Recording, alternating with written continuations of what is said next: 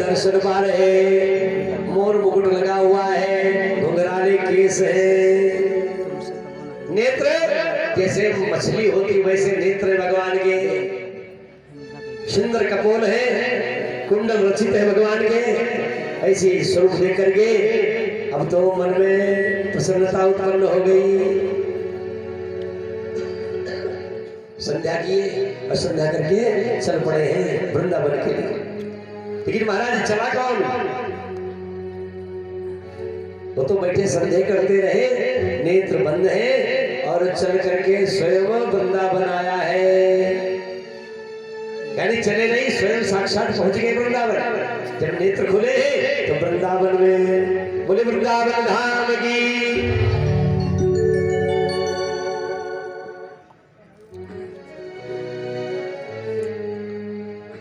ददर्श कृष्णम रामम चाव्रजे गदो हनुमतो।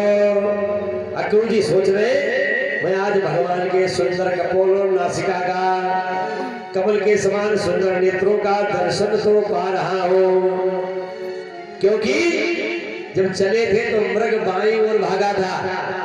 रास्ते में आप जा रहे हो, अगर मृग बाईं ओर भाग के निकले तो समझो महासुंदर है, कार्य निश्चित रूप से सिद्ध हो जाना है। अक्रूर जी सोच रहे, आज जो हमने दर्शन पाया है, मृग संदेश दे रहा था।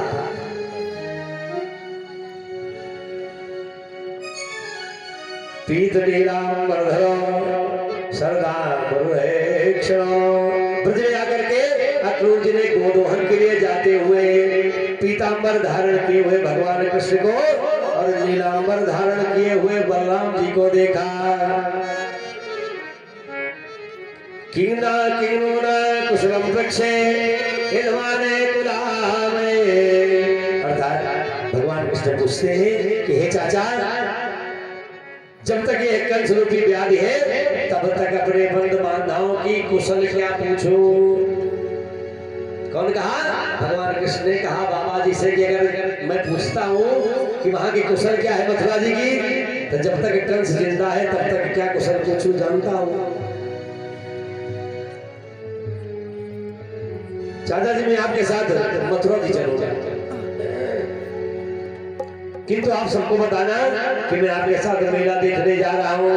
हमारी मैया यहाँ से जाने नहीं देगी, गोपियाँ जाने नहीं देगी। अब बाबा बहाना करेंगे ले चलने का, तो तुम्हें बात बनाना है, कहना मथुरा में मेला लगा है।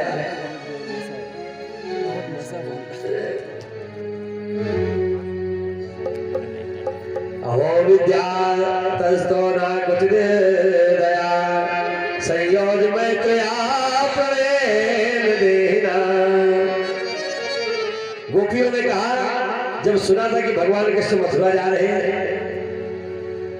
जब भगवान का प्रातः काल जाना हुआ, भगवान ने कहा बाबा हम भी चलेंगे, और चाचा बता चुके हैं कि वहां मेला लगा है।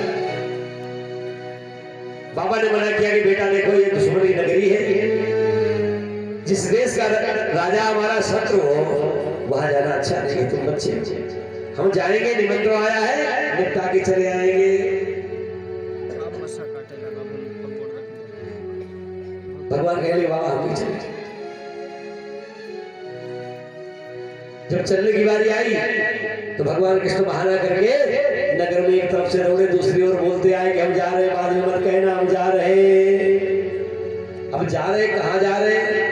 कभी तो जाते हैं वृंदावन, वृंदावन में मुरली बजा देते हैं, कभी तो गौएं चराने लगते हैं, कभी तो लीला करने लगते हैं। तो जिन्होंने सुना, ये सुना कि जा रहे हैं, तो कहाँ जा रहे हैं, किस लीला के कारण बस जा रहे हैं, तो सब दौड़ पड़े पीछे पीछे।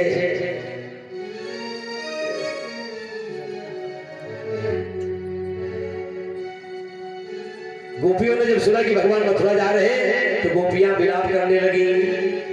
गोपियां कहती है विधाता आपको जरा भी दया नहीं आ रही है, आप पहले दो प्राणियों को मिलाते हो, फिर उनका मनोरथ पूर्ण भी नहीं हो पाता, आप उन्हें दूर कर देते हो। जैसे बच्चे नदी की रेत से घर बनाते हैं, और जैसे ही वो थोड़ा धूप लगती है वो अपने मन से ढेर हो जाता है, उसी प्रकार हमने भावना रखी भगवान के प्रति, और हमारे भावना भगवान जा रहे हैं।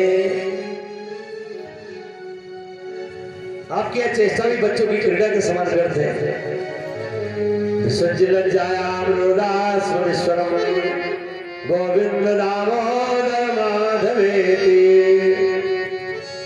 गोपियां लज्जा त्याग करके भगवान कृष्ण के सामने आई, हे कृष्ण हे दामोदर कह करके सुंदर सुर से रोने लगी। अपने प्रस्थान के समय गोपियों की विलाह व्यथा देख करके भगवान ने दूत के द्वारा संदेश कहा है कि हम जा तो रहे, लेकिन दूत के द्वारा संदेश भेजूंगा। शांतयामास सप्रे मरायासी तिरोत के। जब तक अब भगवान का रथ तो चल पड़ा, गोपियां पीछे पीछे दौड़ने लगी, धूल उड़ रही है। गोपियां उस धूल को भगवान का चरण का अनुराग मान रही है, गोपियां धूल दूषित होती जा रही है, और तब तक बेचारी कब तक दौड़ती। रथ बहुत दूर निकल गया, जब तक रथ की ध्वजा दिखाई पड़ी है तब तक गोपियां हंसती हुई, गिरती हुई, उड़ती हुई दौड़ रही है।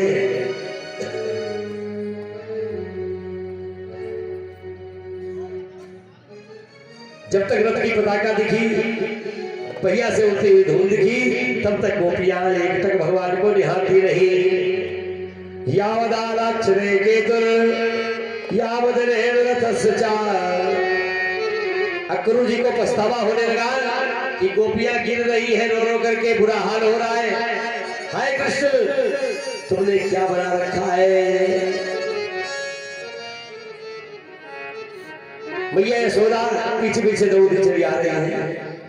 मैया यशोदा ने रोका, बेटा रुक जाओ, ये मेरे लल्ला रुक जाओ। भगवान ने कहा रथ भगवान रुकवाए, नीचे उतरे, मैया के पास गए। मैया ने अपने हृदय से लगा लिया, मेरे लाल कहाँ जा रहे हो? कि मैया जा रहा हूँ मथुरा जी को मेला देखने। मैया समझाती कि तब तक गोपियां पीछे से फिर आ गई। गोपियां तो हाथे जोड़ रही है, राधा रानी आ गई, इधर ललिता आ गई। ललिता ने एक हाथ पकड़ा, राधा ने एक हाथ पकड़ा, कभी इधर खींचती कभी उधर खींचती है। अब भगवान तो बड़े संकट में है।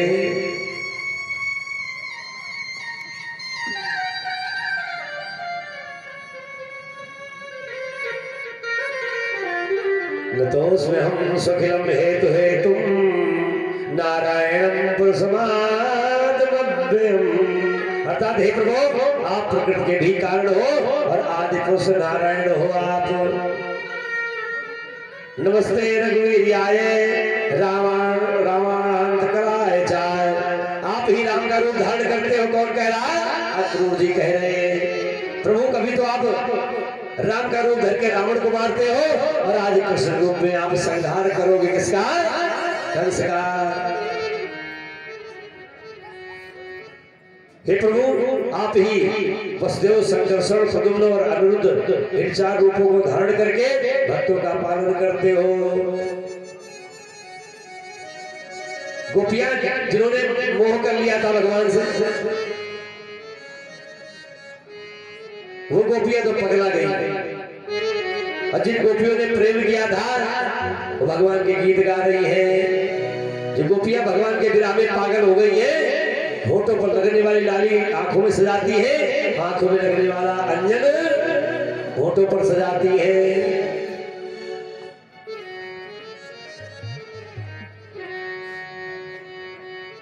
भगवान का रथ चलता हुआ मथुरा नगरी के समीप पहुंचा। से नित्यम गिरिवने चरा।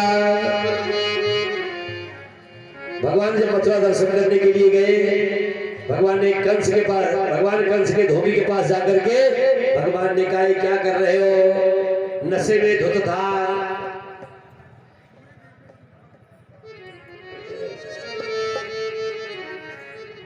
भगवान ने कहा, भैया ये चमचमाते हुए दमकते चमकते कपड़े जो तुम बना रहे हो किनके? कहे हमारे राजा कंस के कल उत्सव है ना। भगवान ने कहा, भैया ये कपड़े हमें दे दो और हमारे साथ जो सब आए हैं ग्वाल बाल, इनके पास कपड़े नहीं है और महाराज के यहाँ निमंत्रण में जाना है, बेइज्जती होगी, इसलिए कपड़े दे दो।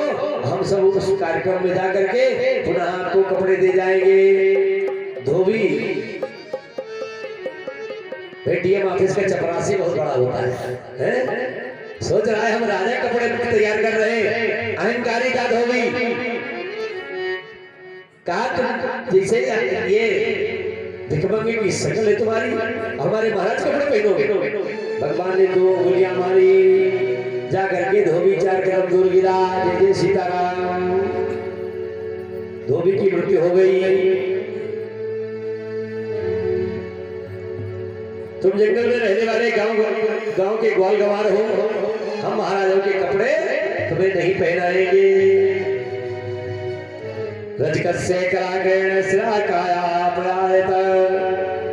भगवान की आज्ञा से ग्वाल बालों ने राजा महाराजाओं के वस्त्र धारण कर लिया। भगवान दर्जी के पास पहुंचे। तथा सुदानो भवनम मालाकार जगमतो।